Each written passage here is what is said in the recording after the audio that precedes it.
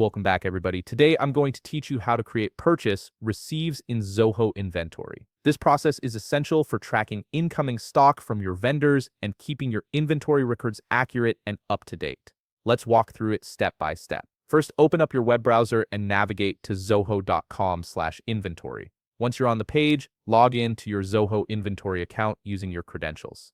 Make sure you're using the account that has the necessary permissions to manage purchases and inventory. After logging in, direct your attention to the left sidebar where you'll find various menu options. Click on Purchases to expand the Purchases menu. This section is where you'll manage all your vendor-related activities, including orders and receipts.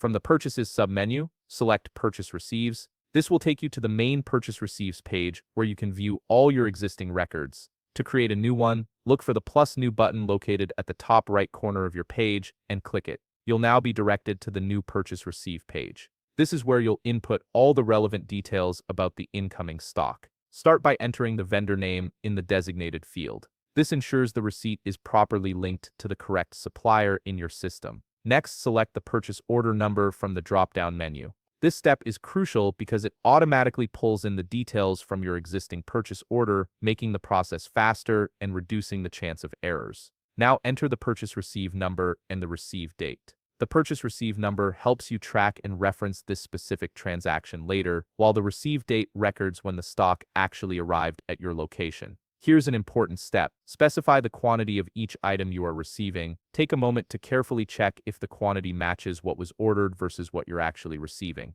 Discrepancies here can affect your inventory accuracy, so it's worth double-checking before moving forward.